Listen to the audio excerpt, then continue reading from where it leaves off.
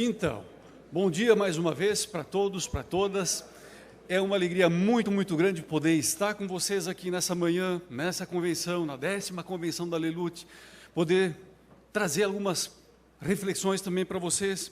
E eu quero saudar a cada um de vocês, em nome da presidência também, pastora Sílvia. Hoje o Sínodo do Nordeste Gaúcho tem assembleia sinodal, pastor Inácio, que forma a presidência, mas também em nome da secretaria-geral, a Ingrid, que está conosco. A Ingrid veio pagar a conta porque ela está de aniversário hoje, então é muito legal, é muito tranquilo.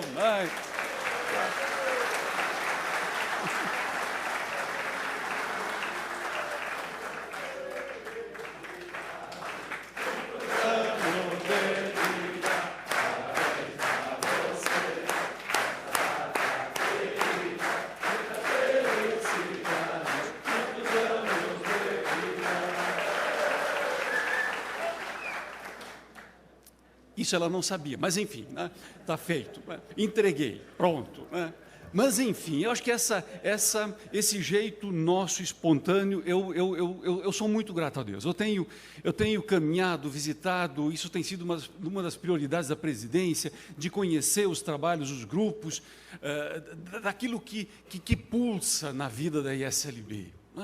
E eu acho assim que a Lelute, assim como outros setores de trabalho, como juventude, oásis, casais, enfim, tem muita coisa legal e bonita acontecendo, mas a nossa tentação, sabe qual é que é?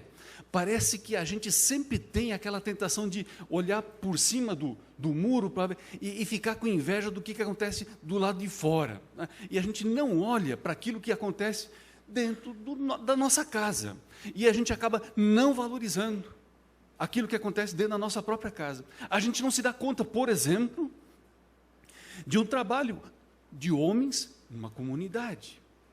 A gente não se dá conta da relevância, por exemplo, de um trabalho com crianças. A gente não se dá conta e não valoriza um trabalho que acontece na igreja com casais, e de como esses trabalhos todos, mesmo com o Oásis, Fórum da Mulher e por aí vai, e de como isso vai repercutindo para dentro da vida de pessoas, de famílias, de como o Espírito Santo vai agindo e vai moldando e vai dando um rosto para a nossa igreja, num jeito de ser Igreja Evangélica de Confissão Luterana no Brasil, de como nós respondemos ao chamado de Deus, à vocação de Deus. Por isso eu queria assim convidar vocês a que a gente uma vez olhe com muito carinho, que a gente também valorize muito e seja muito grato. Eu aprendi do pastor Dietrich Bonhoeffer, a agradecer, porque a gente muitas vezes, a gente só se dá conta do quanto era importante quando não tem mais. Enquanto está aí, parece que a gente não se dá conta. Quando você não tem mais o grupo, quando falta esse pedaço tão importante.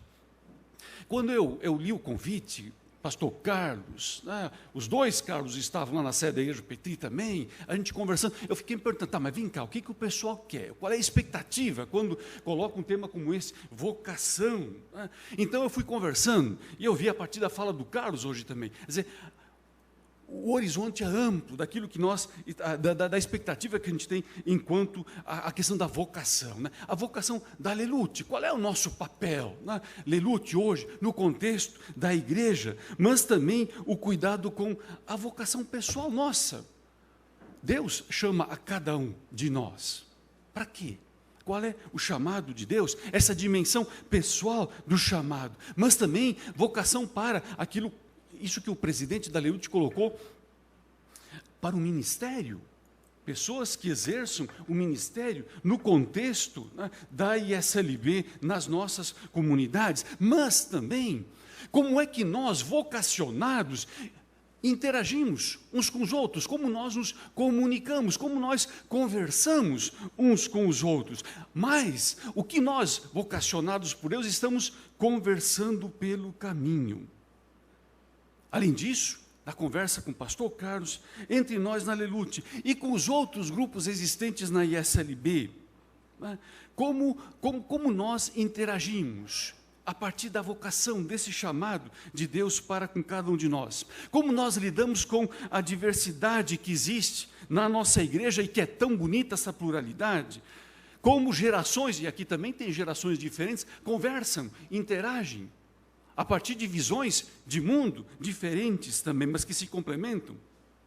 Ou seja, o desafio posto é nós nos perguntarmos acerca da vocação da Lilute com vistas ao futuro, daqui para frente, o que a gente vai fazer os próximos anos, seu papel, suas contribuições, qual é o nosso foco e mais ainda, qual é a nossa intencionalidade. Né? Não é fazer por fazer, mas o que nós fazemos, como nós o fazemos.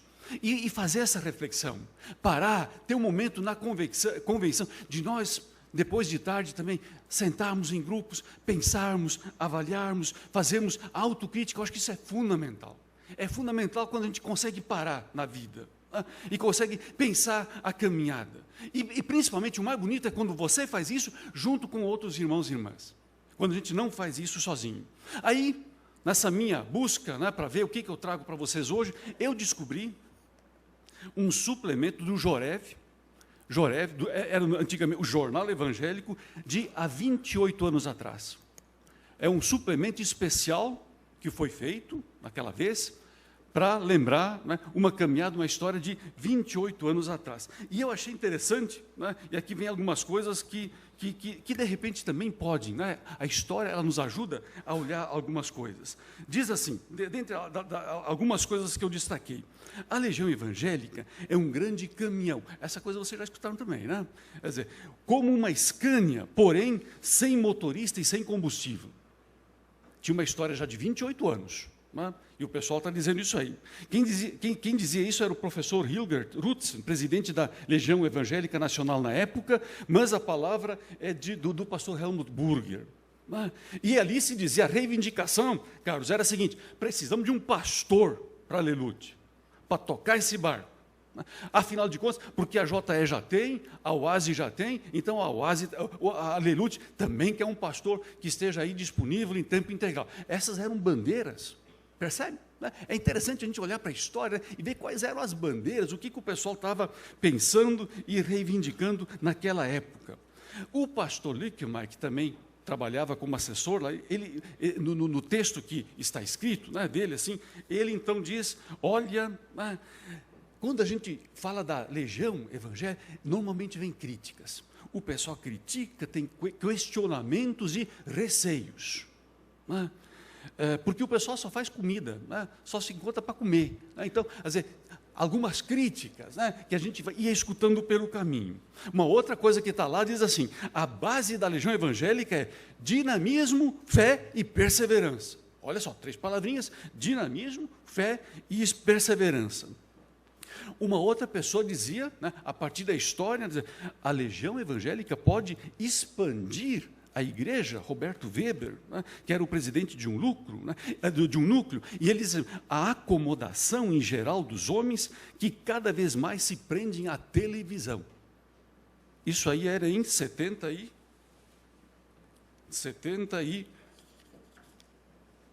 87. Pessoal, está acomodado, o pessoal só está na frente da TV. Um outro dizia assim, se queixava do desconhecimento do trabalho da Legião Evangélica. Do desconhecimento. Né? E aí, estudantes de teologia não sabem que a Legião Evangélica participa do fundo rotativo de pensão que financia o estudo de muitos deles. A gente não conseguiu, o marketing não estava bom que chega ainda, né? A turma não está sabendo, né, que tem aí uma Legião Evangélica que tem um trabalho bonito e que está fazendo muitas coisas. Né? E esse, que era uma vez diretor aqui, né, falecido hoje, Arnildo Hopper, ele diz assim, aquilo que o pastor Edson também destacou, ensino, né, a questão da formação, a raiz do movimento legionário. E aí, em torno da campanha para a construção do externato, na época se falava de ginásio sinodal, se criou, então, a Ação Evangélica de Homens, com núcleos em diversas cidades. Olha só, né, nós estamos aqui num contexto onde brota uma necessidade e, a partir dessa necessidade, nasce, né, esse trabalho bonito que hoje nós somos frutos dessa história. E após a Segunda Guerra Mundial, diz lá no Jorev, né, a Lelute se dedicou principalmente a 2 assuntos. Primeiro, política, e segundo, ensino. Na política, sua função era de esclarecimento e orientação. E é interessante, no jornal diz que, em 1946, vários evangélicos se elegeram deputados e vereadores. Uma inserção na área da política, né, de gente ligada ao movimento legionário. No ensino, apoiaram as escolas evangélicas que muito sofreram durante a Segunda Guerra Mundial. IPT, Escola Normal Evangélica, né, e aí é construído também o primeiro prédio de alvenaria da Faculdade de Teologia. E destas ações, a Legião Evangélica, a Legião de Construtores, cujo trabalho continuou até 1959, quando então foi inaugurado o segundo e o último prédio maior da Faculdade de Teologia. E depois dessa inauguração, no dia 4 de outubro de 1959, com 220 contribuintes presentes, foi fundada a Legião Evangélica como entidade autorizada pelo Sínodo Rio-Grandense e que assume as funções da Legião dos Construtores da Congregação Auxiliar para angariar fundos a serem aplicados com auxílios às instituições educativas, caritativas e de assistência social. Aqui se abre, então, o horizonte, né, da vocação, né, da Legião Evangélica que nasce nessa época. E aí, então, diz a Legião Evangélica a nível nacional, realizou nos seus 28 anos de existência, nós agora estamos 28 anos depois, muito trabalho positivo em nossa igreja, executado por leigos. E aí diz, de negativo, parece que na década de 70, todo o trabalho se centralizou nas mãos de poucas pessoas, não havendo reuniões regulares da diretoria e, sobretudo, do conselho administrativo. Então, aqui vem assim, uma leitura, eu acho que uma história bonita, onde a gente resgata, né, o que está no nascedouro da Legião, né, e como ela foi caminhando durante os 28 anos, até 1987, nós estamos 28 anos ali, 28 anos depois, nós estamos aqui reunidos, né, para essa 10ª convenção, para a gente uma vez, então, pensar, né, acerca da vocação. A primeira coisa que eu queria destacar, então, quando a gente fala em termos de vocação é que o chamado de Deus, ele se dirige à humanidade em seu todo. Quer dizer, Deus criou, nós confessamos no credo apostólico, que cremos um Deus que criou o nosso mundo. O chamado, ele não é só para Cristo, é para a humanidade toda, né? Ele está aí por vontade divina, o ser humano, incumbido de cumprir um mandato. Nós não estamos aqui, nesse nosso mundo, a troco de nada. Se a humanidade, aí vem, se a humanidade perdeu a noção de sua razão de ser, de sua destinação, do sentido das coisas, é porque esqueceu de sua vocação. Então, a gente pensar na vocação é a gente, uma vez, repensar, afinal de contas, qual é o papel, qual é a dimensão, né? O que Deus espera de cada um de nós, enquanto pessoas, enquanto seres humanos. Se nós esquecemos a nossa vocação, nós nos desumanizamos. E se a gente vê, né, a nossa sociedade hoje. Ontem eu estava em casa olhando o jornal regional nosso aqui do Rio Grande do Sul e de repente eu vi a pastora Rosângela Fenner de Jaraguá dando entrevista na TV. Pensei, o que é isso? E eu não sei se ela está por aqui, mas era uma turma de Jaraguá que estava visitando Porto Alegre e lá para as bandas da Vila Cruzeiro, de repente, alguém passou mal, teve que ir num posto de saúde e lá experimentar um pouco da violência que a gente enfrenta, né, nas nossas cidades com tiro e não sei o que tudo mais. Ou seja, né, a gente está desumanizando, a gente perdeu de novo a noção, afinal de contas, para que nós estamos aqui? E na medida em que nós perdemos essa vocação, a nossa identidade, que vale para todos nós não estamos a troco de nada nesse nosso mundo. Nós nos desumanizamos. E aí vem uma outra coisa, um aspecto. Segundo aspecto, nós somos uma comunidade de batizados. Ou seja, nós somos uma comunidade chamada por Deus, tocada por Deus, chamada por Deus pelo nome, nós temos uma identidade, ou seja, nós não estamos nesse nosso mundo aqui a troco de nada. E nós descobrirmos, nós nos apropriarmos dessa vocação que nós temos, cada um de nós, é algo fundamental. Porque é isso que vai dar o sentido também para as nossas vidas, para aquilo que nós fazemos e de como nós o fazemos e de como nós também nos colocamos dentro do mundo, da sociedade. Então, a vocação não é algo assim, fui vocacionado. Não, ao contrário, a vocação, ela nos compromete com algo que é fundamental. Por isso, eu escolhi um texto bíblico, também para esse momento, que tem a ver com a nossa vocação, a dimensão dessa vocação e também a tarefa que nós temos, que hoje já foi colocada várias vezes também, enquanto igreja. É uma palavra que nós encontramos em Efésios, no capítulo 4. Lá está escrito assim, para a comunidade.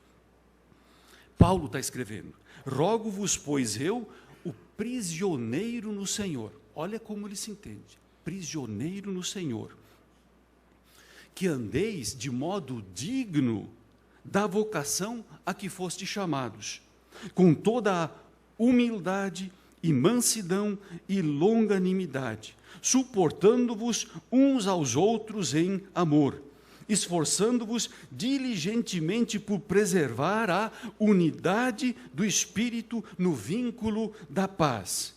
Há somente um corpo e um Espírito, como também fostes chamados numa só esperança da vossa vocação, a um só Senhor, uma só fé, um só batismo, um só Deus e Pai de todos, o qual é sobre todos, age por meio de todos e está em todos e está em todos. Ou seja, o que o apóstolo Paulo escreve para a comunidade? Ele apela e lembra a comunidade que ela tem uma vocação que vem de Deus. E que essa vocação os leva a ter uma postura, um jeito de agir nesse nosso mundo. Ele chama a unidade, a que a gente haja de forma plena e bonita enquanto irmãos e irmãs. E para que a gente possa conviver e dar conta da nossa vocação, algumas coisas são muito importantes. Uma delas são, para nós termos uma convivência harmoniosa, ele fala em humildade, mansidão e longanimidade. É assim que a gente constrói comunhão. As outras atitudes, elas destroem a comunhão. Mais ainda, a gente ser manso, humilde, né? Isso demanda energia. Isso não acontece de uma forma tranquila e fácil. É uma atitude que nós precisamos desenvolver, porque o nosso mundo nos move exatamente para o contrário. Vamos olhar uma vez. Vocês em algum momento viveram, no contexto desse país, uma sociedade mais polarizada do que nós temos hoje? Em termos de posturas, de atitudes. Eu fico assustado quando, por exemplo, eu navego pelo Facebook, eu vejo como as pessoas vão se manifestando. A agressividade, não tem abertura para o diferente. Você bate, você agride, você ofende. Quer dizer, isso está polarizado, ou está lá, ou está cá. Não se consegue buscar um meio termo, um meio de campo. Então, a vocação para a qual Paulo nos chama, ela não é fácil. Por quê? Porque ela nos convida a andarmos na contramão daquilo que a gente experimenta na nossa sociedade. Nós somos chamados a vivermos unidade, quando na verdade a sociedade nos diz: consuma e viva a tua vida, e cada um para si, e bom, que quem sobreviver, ele dê graças. Quer dizer, não é o somar, não é o se juntar, não é o agregar, é exatamente o contrário à perspectiva aqui que vai sendo colocada. Então, esse chamado, enquanto cidadãos, nesse nosso mundo, a fazermos o bem, e um segundo chamado, o como filhos de Deus, que tem um nome, que tem uma identidade e uma tarefa conferida por Deus, essa dimensão, eu creio que ela é fundamental para nós. E Lutero, ele tem um texto que eu achei muito interessante, onde ele fala sobre como Deus age no nosso mundo, né? Como Ele age no nosso mundo e as ordens, as instâncias que Ele constituiu, através das quais Ele quer agir e Ele age no nosso mundo. Eu quero ler esse texto para vocês, para a gente uma vez olhar, né, também para aquilo que nós fazemos a partir da profissão que nós exercemos, que cada um de nós exerce dentro desse nosso mundo. Lutero diz assim: as sagradas ordens instituídas por Deus são estas três. o ministério, o estado matrimonial e a autoridade secular. Isso é coisa criada por Deus. Vamos nos dar conta. À luz da fé, essas 3 instâncias foram criadas por Deus. Elas são santas, portanto. Elas não salvam, mas elas são santas porque foram criadas por Deus. Através delas, Deus quer proporcionar a justiça, o bem, a vida bonita nesse nosso mundo. E ele diz: todos no ministério ou a serviço da palavra encontram-se numa ordem e num estado santo, correto, bom e agradável a Deus, tais como os que pregam, administram os sacramentos, administram a tesouraria comunitária e também seus auxiliares, os sacristãos, mensageiros ou empregados. Ministério é santo, é vontade de Deus. Aí ele continua: da mesma forma, quem é pai ou mãe, que administra bem sua casa e gera filhos para servirem a Deus, também isso se constitui em santuário e em ordem santa. Igualmente, onde filhos e empregados forem obedientes aos pais e senhores, existe santidade. E quem nisso for encontrado é um santo vivo na terra. É um santo vivo na terra. E ele continua, olha só, o que ele está dizendo? O mesmo vale para o príncipe ou governantes, juiz, delegados, secretários de Estado, escrivães, empregados e empregadas, e os que servem os primeiros, e ainda todos os que obedecem submissamente. Tudo isso é santidade e vida santificada diante de Deus. O que estiver fundamentado na palavra de Deus é necessariamente coisa santa, pois a palavra de Deus é santa e santifica tudo quanto a ela estiver ligado ou nela contido. Percebe a dimensão que Lutero dá para o nosso mundo, para a nossa vida? Ou seja, não tem uma esfera no nosso mundo, aqui está o sagrado e aqui está o profano, não. Deus está nesse nosso mundo, em todos os ambientes.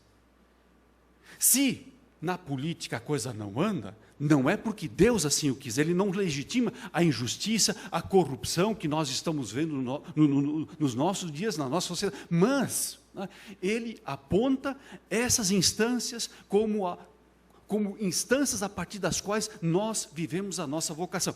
Onde é que está o grande ganho, o novo a partir de Lutero?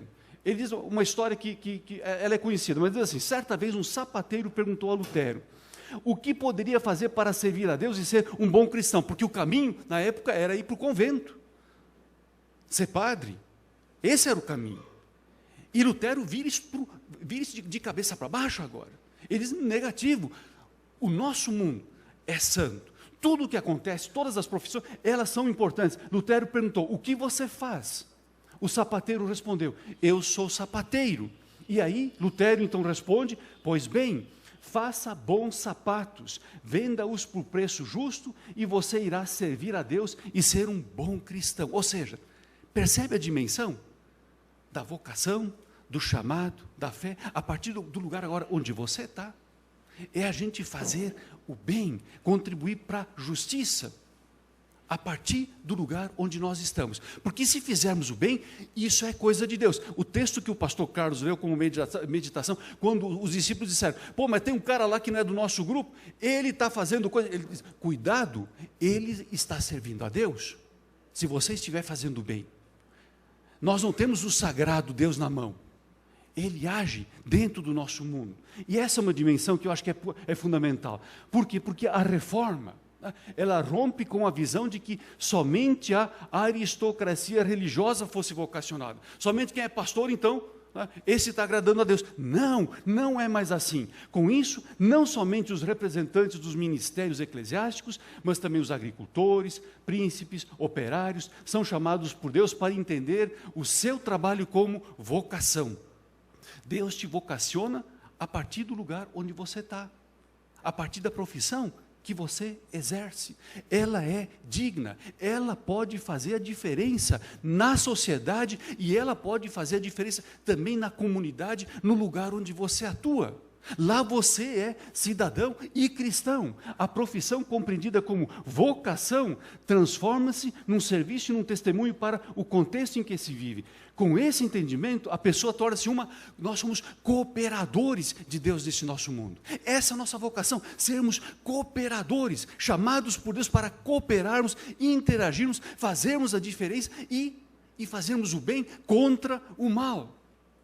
Sermos protagonistas da vida que tem sentido e não da morte. Cada pessoa, com sua vocação e no exercício de sua profissão, interage e intervém no mundo de alguma maneira, de algum jeito. Pode ser positiva ou negativamente. Cada um de nós. Saber-se vocacionado nos impulsiona para uma atitude de cuidado. Cuidar bem do nosso mundo, cuidar bem das pessoas que nos cercam, cuidar bem da nossa comunidade, cuidar bem da nossa lelute, e por aí vai. Ou seja, é uma atitude de, quando eu sei que o que eu estou fazendo, isso é uma resposta que eu estou dando para Deus, a partir da minha profissão. Aí começam a surgir valores, princípios. Eu não vou mais fazer de qualquer jeito. Eu não vou mais fazer de qualquer jeito. Porque isso é para Deus, isso é uma resposta que eu estou dando para Deus. Ou seja, aí o cuidado começa a ter uma dimensão muito grande, né? E o cuidado também para com a outra pessoa. Dessa forma, a atitude de cuidado vai se constituindo num parâmetro ético para as ações do dia a dia.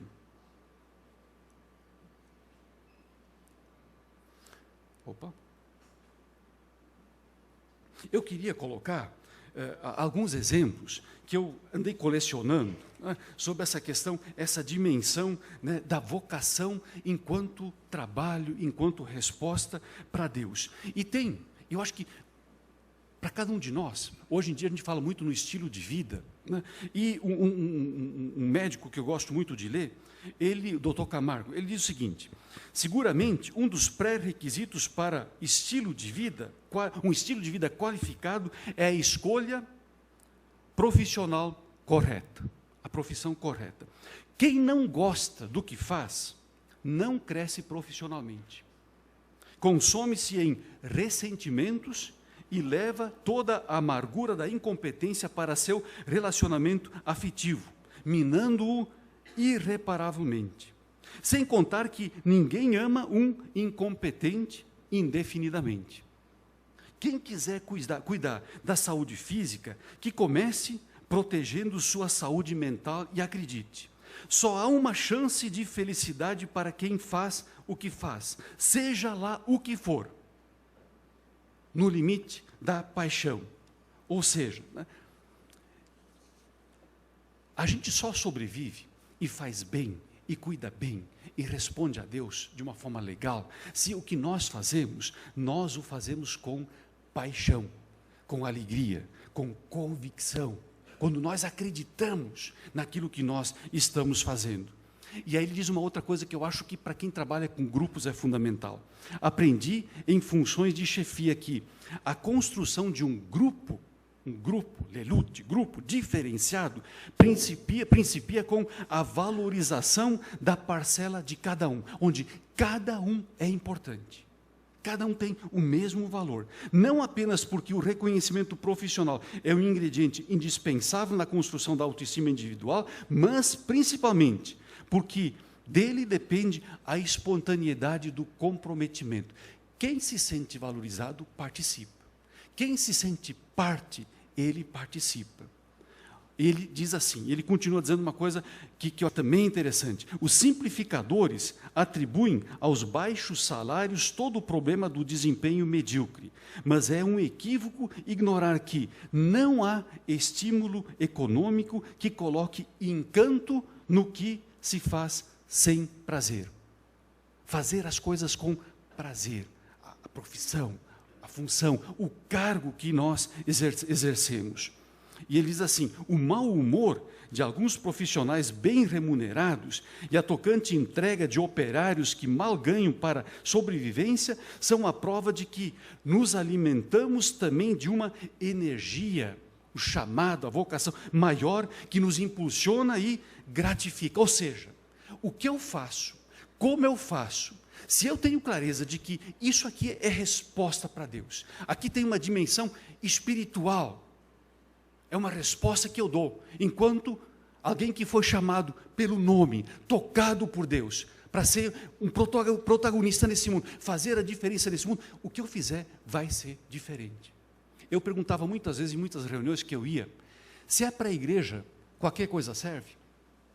Porque muitas vezes a gente assume funções e faz isso de uma forma tão azeda, ou a gente assume o ministério como pastor de uma forma tão infeliz, que a gente vai acumulando ressentimento em cima de ressentimento. O cara entrega o cargo de presidente e diz: graças a Deus, nunca mais quero assumir esse pepino. Percebe? Como é que a coisa funciona? Ou seja, como é que eu assumo a função? A gente sabe, acho que é bom dizer, a gente sabe que abraçar a causa do Evangelho é um desafio, mas como é que a gente lida com ela, né? Porque senão a gente acaba só colhendo ressentimentos. E esse doutor Camargo, ele foi num sepultamento, e ele escreveu o seguinte: era um enterro de uma pessoa querida, e fiquei impressionado com o entusiasmo com que o coveiro rebocava os tijolos para o fechamento da sepultura. Havia uma irretocável precisão de gestos quando cortava os fragmentos dos tijolos para que coubesse no espaço entre as peças maiores e, por fim, a colocação da pasta de cimento preenchia todos os vãos com notável destreza. Cheguei mais perto para ler o nome no crachá e percebi que o Valdemar adorava o que fazia. E só não assobiava de contentamento em respeito à família, que voltara a soluçar à medida que a colocação da lápide representava a materialização do adeus. Percebe o negócio? Quando você faz as coisas com paixão, como resposta ao chamado, pessoal, isso faz diferença. Comida que tu faz com mau humor tem um gostinho, cara se passa no sal e por aí vai. Ou seja, né, o jeito como nós fazemos, né, o que nos motiva, essa é que vai fazer a grande diferença. E para terminar, uma última coisa que ele diz. Ele fala de um diálogo que presumivelmente ocorreu com Madre Teresa de Calcutá, que cuidava de leprosos, e um empresário. O milionário, vendo-a banhar carinhosamente um daqueles pobres pacientes, disse: irmã, eu não faria este trabalho nem por $1 milhão. E ela respondeu: eu também não. Eu também não. Então, percebe? E eu acho que na igreja nós precisamos de novo resgatar a nossa vocação, a compreensão de que Deus, Ele é presença real nesse mundo. Ele está agindo através do seu Espírito Santo na normalidade de nossas vidas, da nossa profissão, da nossa vocação, daquilo que nós fazemos, nas nossas relações. E aí, é nesse contexto, nessas relações, que a paixão, o prazer, a gratidão, o servir, o serviço, vão fazer a diferença. Dietrich Bonhoeffer, pastor, ele diz assim: a igreja, e eu acho que a Aleluia é a mesma coisa, é ela mesma quando existe para a humanidade. Nós vamos ser igreja, nós somos cristãos para os outros. A Aleluia está aí para os outros. Quando a gente se der conta dessa dimensão, aí a coisa vai ficar muito diferente e o sabor que nós vamos ter, experimentar, ele vai ser outro. É claro que a nossa vocação, ela não acontece no vazio, ela não acontece num contexto em que tudo é estável. Por isso eu coloquei essa foto. As coisas hoje parece que escoam de nossas mãos, né? Então, é um desafio que nós temos por aí, né? De como nós respondemos ao chamado de Deus numa sociedade onde tudo parece que nada mais vale. Parece que nada mais vale. Valores, né? A gente foi perdendo, né? Onde tudo é relativo. Mesma coisa, ser pastor. Vamos dar uma pensada. Muitos de vocês, ser pastor há 40 anos era uma coisa. Agora, ser pastor hoje, olha, você diz, pô, mas é um picareta. Um negociante. O cara só quer ganhar grana, porque, percebe, né, a propaganda, o que rola hoje? Antigamente, o ser pastor era alguém com autoridade, era uma pessoa reconhecida, né? Ela, na sociedade, no lugar ali onde ele morava, ele era, a pessoa era chamada e era respeitada. A igreja, quando dizia, não, olha aqui, assim que as coisas devem acontecer. É verdade, é assim que deve acontecer. Mas hoje, e isso num espaço muito curto de tempo, né? Quanta coisa mudou em termos de valores, né? Quais são os princípios que ainda valem nos nossos dias, né? Como animar agora a meninada para abraçar o ministério, né? Quando, mas pastor, os caras aqui têm que estudar 5 anos, tu pode fazer isso por curso de correspondência, não é a coisa mais fácil que tem, a gente faz um cursinho por correspondência, não precisa estar aprendendo muita coisa, os caras dão umas dicas, né? Eu brinco, porque lá na igreja a gente recebeu também, dizer, hoje você pode abrir igreja na maior, né? Inclusive, não é a minha pretensão, mas me mandaram um convite para ser pastor presidente vitalício, né, numa igreja. Era só pegar, abrir um nome fantasia de novo, né, boto lá, eu sou o presidente vitalício, a minha esposa é ela entra como vice-presidente, a filha é secretária e o sogro é tesoureiro. Pronto. Isso a gente recebe sim, é verdade, a gente recebe isso. Recebi, está aí, está na internet, né? Então vocês percebem, quer dizer, como a questão dos valores mudou, né? O status mudou também, né? Ou seja, como é que a gente consegue reagir, né, diante de um mundo como esse em que nós estamos, né? Eu peguei uma revista aqui, olha só, é uma revista chamada Super Interessante, para ver onde nós chegamos. Essa revista aqui é agora de setembro de 2015. Extremismo evangélico. Percebe que a gente hoje tem que cuidar para dizer que é evangélico? Eu uma vez já dizia, eu sou evangélico. Hoje eu digo, eu sou evangélico de confissão luterana. Estava em São Paulo, uma vez queria comprar um negócio, me perguntaram, tá, qual é a sua profissão? Pastor evangélico. Não tem crédito.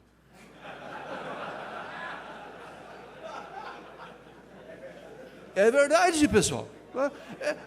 Percebe como é que é o negócio? Não tem crédito, te vira, né? Ou é à vista com o dinheiro, ou está fora, né? Mas aonde nós estamos chegando? Que bandeiras hoje as igrejas estão trazendo, né? E os nossos deputados evangélicos e por aí vai. Mas aqui, extremismo evangélico, milícias atacando cultos de outras religiões, minorias acuadas, teocracia. Tem gente que quer transformar o Brasil numa igreja. Lutero diz, pode parar. Primeiro, porque vocês não estão levando Deus para lugar nenhum, porque Ele já está lá. Ele já está lá. O mundo é de Deus. Agora, cabe à igreja ajudar família, Estado, para produzirem o bem, a justiça. E um pastor, ele diz assim, o pastor recomenda para os jovens, ele pegou a turminha e diz, vamos lá esculhambar com aqueles caras lá daquela outra religião. E ele diz assim, se der polícia, some. Prega o pastor para uma milícia de jovens fiéis prestes a atacar um terreiro de candomblé. É a violência religiosa brotando no Brasil. Então, nós estamos num momento, né, muito difícil, muito complicado, onde o jogo de interesses, ele é que está valendo. A causa do reino está muito longe de ser contemplada nesse processo todo. Por isso a pergunta em relação à nossa vocação. E aqui vem, nós estamos casados não com uma fé qualquer. Não é isso que está valendo. Nós não podemos entrar nessa coisa de achar que os outros, lá Deus não está. Não, peraí, vamos nos respeitar. E sim, nós estamos comprometidos com a fé cristã evangélica de confissão luterana. Estamos comprometidos com essa igreja que se chama ISLB, foi através dela que Deus nos chamou.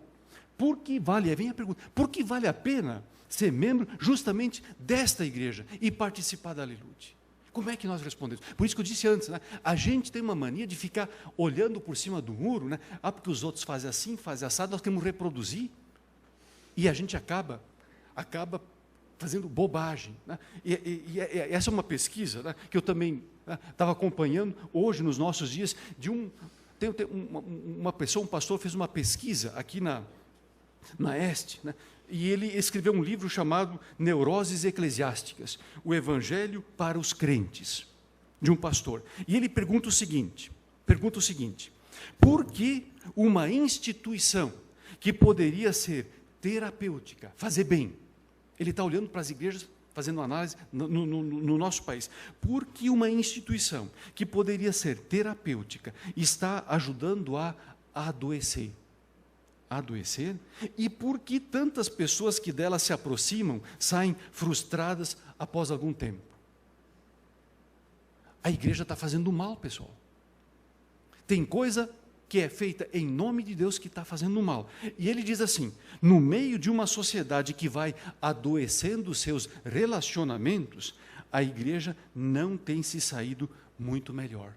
Não tem se saído muito melhor. E ele identifica, uma das coisas que ele identifica nessa análise dele, diz assim, ele é um psicólogo também, ele diz, olha, eu fico impressionado porque cada vez mais a gente encontra pessoas evangélicas internadas em casas de recuperação mental. Tem uma fé que está deixando as pessoas doentes da cabeça. E eu acho que na Aleluia nós temos que uma vez refletir sobre a nossa fé, a vocação, e que fé é essa que nós cultivamos? Ela nos deixa doentes? Ou ela nos ajuda a fazermos uma leitura do mundo, da sociedade, de nós mesmos, e nos impulsiona para a frente? Mas ainda, ele diz, um outro sintoma desse mal-estar é a frustração. Nós temos no Brasil cada vez mais pessoas ex-crentes. Gente que passou na igreja e diz, não quero mais saber desse negócio. Porque o que prometeram, não cumpriram. Ou seja, quando a gente espera que Deus intervenha de fora de uma forma mágica, aí tu não toma mais o remédio, e aí tu tem um infarto, um AVC, né? Ou quando tu diz, bom, para ficar melhor, então eu tenho que dar tanto, né? Porque daí Deus vai me recompensar, e por aí vai. Ou seja, cada vez mais pessoas frustradas com a igreja. E a outra, né? ele fala em pasteurização. Ele diz assim, nossa vida evangélica no dia a dia poderia ser qualificada como pasteurizada, como os leites em caixinha. Nossa vida sofreu um choque térmico altíssimo e ficou estéril, infecunda, sem brilho, nem muita cor. O crente, diz ele, é visto como ótimo funcionário, bom trabalhador, e aí vem, mas péssimo para se conviver, sem disposição de se socializar, de viver em comunidade, junto com outras pessoas. Ou seja, aquilo que deveria de ser uma das coisas nas quais a gente é mais forte, isso não está acontecendo. Quer dizer, são sintomas do nosso tempo, do nosso mundo. Todas as pessoas, enquanto não forçadas, agem de acordo com as suas convicções. Aquele pessoal que está destruindo outros espaços religiosos, eles estão agindo por convicções. Né? Convicções. Fé, determinação, é diretriz da conduta, conduz a biografia de indivíduos e nações. Não nos iludamos. É o pastor Brackman que diz isso. Todo mundo tem os seus credos, inclusive os ateus. A pergunta não é se as pessoas creem, mas no que elas creem. O que nós cremos? Né? Qual é a nossa convicção? Porque eu vejo muito evangélico, talvez também da luta, pois é, está corrupto, então vamos entrar na corrupção também. É assim, então vamos entrar na correnteza do processo. Não tem mais nada para fazer. A gente não oferece resistência. Nós simplesmente vamos aceitando tudo. A pior ameaça a este mundo, a pior crise do momento, é a crise da fé, a qual deve ser atribuída à maioria das demais crises que nos assolam. A derrocada da ética, a idolatria do mercado, o apego ao poder a qualquer preço, a violência que prolifera em toda parte, tudo isso, de alguma forma, tem sua raiz numa fé desorientada, enferma, perversa. Há pessoas, por outro lado, muito gratas pelo conforto da palavra de Deus, pela solidariedade na hora da tristeza, pela força do Evangelho, e quem sabe às vezes enxergamos também um pouco da bênção de Deus, que Deus derrama sobre o trabalho de seus servos e suas servas fiéis. Ou seja, nós vivemos numa sociedade onde a gente discernir aquilo que está sendo proposto, e nós nos perguntarmos de novo, pelo nosso trabalho, que vai fazer a diferença na vida das pessoas, é fundamental. E aqui eu quero entrar e nos perguntar, à luz do que está colocado, né, redescobrir a nossa vocação, como encantar as pessoas para a causa do Evangelho, a causa da Aleluia, a partir da nossa igreja. Qual é a nossa missão? Qual é a vocação, o chamado que Deus faz para cada um de nós? Lembrando isso aí, né? A vocação da ISLB é propagar o Evangelho de Jesus Cristo, e aí vem estimular a vivência evangélica pessoal, familiar e comunitária, promover a paz, a justiça e o amor na sociedade, participar do testemunho do Evangelho no país e no mundo. E qual é a nossa visão? Que grupo de lelute você imagina? Como é que você imagina? Que igreja você imagina? A nossa visão é ser, qual é que é? É ser reconhecida como igreja de comunidades, escolas, oásis, lelutes, JS, atrativas, inclusivas e missionárias, que atuam em fidelidade ao Evangelho de Jesus Cristo, destacando-se pelo testemunho do amor de Deus, pelo serviço em favor da dignidade humana e pelo respeito à criação. Essa é a visão que está no PAMI e que nós perseguimos. A visão, né? Sermos reconhecidos como tais. Um grupo que é lelute, atrativo, inclusivo, missionário, que atua em fidelidade a uma causa, não por causa de algumas pessoas, né? E que procura ser uma testemunha do amor de Deus, através do serviço que leva a sério a dignidade humana e o respeito à criação. Está aí a visão. Nesse sentido, né, o tema do ano, eu acho que ele nos ajuda a nós nos perguntarmos, como é que nós fazemos e abraçamos essa missão, a nossa vocação, e o caminhar de Jesus com os dois discípulos que voltam para Emaús, ele pode inspirar também, eu creio que o nosso jeito de ser lelute, o nosso jeito de, a atitude que nós vamos ter enquanto legionários no nosso mundo, no contexto em que nós estamos.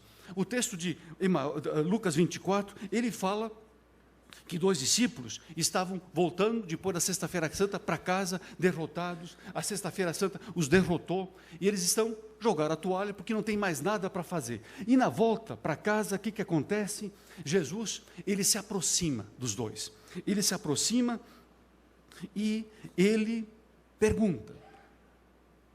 Chega perto, pergunta, do que vocês estão conversando? O que é que vocês estão conversando pelo caminho?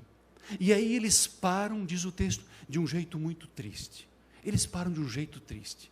E eles dizem assim, poxa vida, mas você é o único que não assistiu o Jornal Nacional para saber o que aconteceu na Sexta-feira Santa? Jesus foi crucificado, as autoridades armaram tudo e, bom, a resposta deles, ela é dura. Pô, mas tu é desinformado. E ele insiste, mas me conta, o que é mesmo? E eu creio que esse texto, ele pode nos inspirar algumas coisas. Saber conversar. Eu acho que no nosso mundo, na nossa sociedade, nós desaprendemos isso. A gente desaprendeu o conversar. Em casa, muitas vezes, eu brinco assim que, quando a esposa começa a dizer alguma coisa, pois é, eu pensei, eu já sei o que tu vai dizer. A gente nem deixa terminar. Porque nós já sabemos o que ela vai dizer, o que ela está pensando. Quer dizer, a gente desaprendeu. Né? E hoje, com o celular, então, olha a coisa, está todo mundo só no celular. A gente muitas vezes olha algumas fotos assim de alguns encontros, a gente vê o pessoal, todo mundo olhando com a cabeça para baixo e com o celular na mão.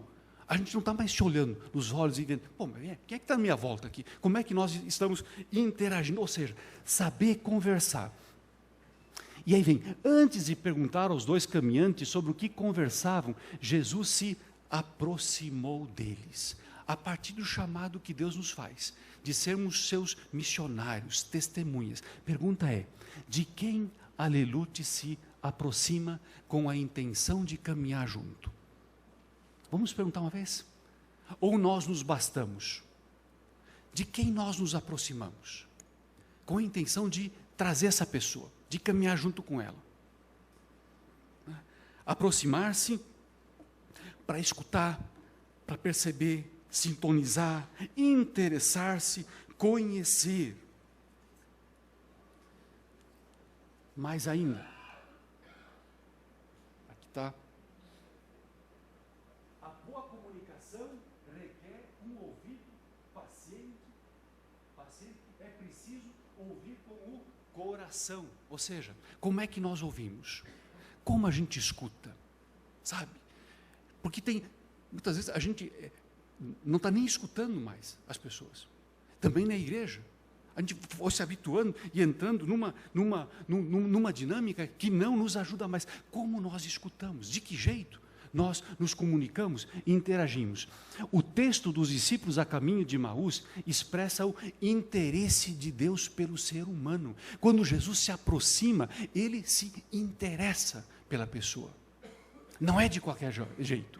A pergunta feita por Jesus é a pergunta que provoca, inquieta e desafia. Afinal de contas, a boca fala do que o coração está cheio.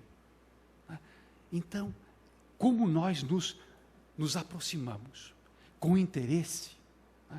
Porque isso vai fazer a diferença para o nosso grupo, para o crescimento do nosso grupo, pela paixão com a qual nós vamos viver Alelute no dia a dia de nossas vidas. Ou seja, caminhar ao lado para ouvir e compreender. Caminhar ao lado para ouvir e compreender. Jesus inicia a sua comunicação com uma pergunta. Pergunta, sobre o que os homens da Alelute conversam? E daí assim, sobre o que vocês estão conversando de fato de verdade. Não é porque o pastor pergunta. Quando o pastor faz essas perguntas, é para dizer sobre o amor, sobre a família. Não. Qual é a conversa do dia a dia? Quais são as perguntas que nos inquietam? Quais são as dúvidas? Onde é que a coisa está pegando? Onde é que estão as nossas inseguranças? Sabe, sobre o que nós, homens da Alelute, estamos conversando? O pastor Ivo Lichtenfels, quando ele se aposentou, ele disse um negócio que eu achei muito interessante. Num hospital, diz ele, uma palavra adequada pode ser suficiente no momento de dificuldade ou sofrimento. Quando você é atingido e aí vem, compreensão, pela empatia, pelo apoio, estes servem como uma força poderosa que projetam você para frente, renovando o seu ânimo de continuar a viver. Então, não é falar para fazer, mas é falar para jogar as pessoas para frente, para dar uma resposta consistente. Então, do que nós estamos conversando e como nós estamos falando? Como nós estamos escutando? Qual é a palavra que nós estamos levando para essas pessoas? E aqui vem uma coisa que eu acho que é fundamental. A forma como nós falamos, ela define também muito de como nós funcionamos, enquanto grupos, enquanto igreja, enquanto pessoas. A forma como se conversa em uma organização, ministros, presbitério, lideranças, membros, Alelute, condiciona o quê? O limiar de possibilidades dentro do qual se desempenha. Se a Alelute não fala, a gente não fica sabendo. Por exemplo, há 28 anos atrás, o pessoal dizia, a gente não conhece o trabalho da Alelute. 28 anos depois, a gente conhece o trabalho da Alelute? Qual é a nossa comunicação? Qual é o nosso marketing? Como nós nos vendemos? A forma como nós conversamos vai também influir no nível de efetividade que se atinge. Se a gente não conversa, se no grupo não há diálogo, se entre diretoria, coordenadores, instâncias diferentes, não há interação, É o que o professor Arnildo Hopping constatou lá em 1970. O pessoal não dialogou, a coisa foi murchando. A coisa foi murchando. A partir disso, né, dessa forma de fazer, aí também vai se definir a sua viabilidade, seu sucesso ou seu fracasso. Aí vem, como é que nós convidamos? Como nós estimulamos? Como nós valorizamos? Como falamos de nós mesmos e da Lelute? Liderança que fala mal da igreja, como é que a gente vai fazer com que essa coisa funcione e caminhe para frente? Ou seja, como é que nós somos propositivos? Eu coloco isso tudo porque nós corremos o risco, muitas vezes, o pastor Carlos, na meditação, colocou isso de uma forma muito legal, em que a gente acaba se perdendo, nós perdemos o foco da nossa vocação e missão, e nós começamos com disputas internas, disputas de grupos. Eu não gostaria de escutar, por exemplo, uma coisa tipo assim, a Legião lá do Rio Grande do Sul, né, está querendo, né, a Legião de Santa Catarina, a Legião daqui, a Legião da cidade ali. Quer dizer, se nós começarmos com esse tipo de visão e discussão e desconfiança, nós estamos dando um tiro no nosso próprio pé. Nós precisamos nos ver como um corpo que está se ajudando, que se carrega, né, porque senão a gente não vai adiante. Aí no futuro, de repente, vai acontecer o seguinte, nas comunidades o pessoal vai dizer, nós aqui temos um grupo de homens, mas a gente não quer ser da Lelute não, porque lá o pessoal é muito enrolado, não conversa, não dialoga, não interage, os assuntos lá não nos interessam, percebe? Ou seja, nós queremos isso? Não, nós queremos um movimento de homens nessa igreja que seja apaixonado, que conversa, que abre as janelas para deixar o vento entrar, para que a gente consiga se deixar inspirar por novas ideias, novas propostas, onde a gente vai interagindo de uma forma bonita e saudável. Então, se a comunicação não for para edificar também o nosso trabalho, seja responsável e não veja, não ouça, não fale e não faça. Agora, se é para edificar, se é para construir, então, vamos lá, vamos pegar junto, porque aí vai fazer a diferença mesmo. Uma outra coisa que Jesus nos ensina, a partir dessa sua caminhada com aqueles 2 discípulos, é o respeito. É impressionante como Jesus, ele se aproxima, e ele, mesmo que aqueles 2 tenham sido assim, duros com ele tem uma relação tão respeitosa, que é fundamental. Um importante pressuposto da comunicação, quem está falando comigo me leva a sério, ouve e escuta os meus problemas, as minhas preocupações, a Lelute me leva a sério, e eu levo a Lelute a sério, percebe? Eu sou ouvido aqui eu sou levado a sério, porque nós temos cumplicidade, nós estamos juntos, nós estamos no mesmo barco, nós não estamos aqui para um ser contra o outro, mas um ser a favor do outro.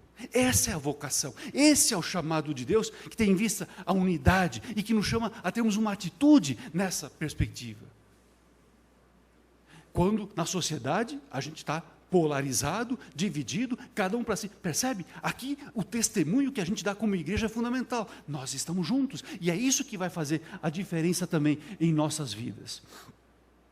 O evangelista João, uma outra dimensão que ele dá, é que ele diz assim, o verbo, a palavra de Deus se fez carne e habitou entre nós.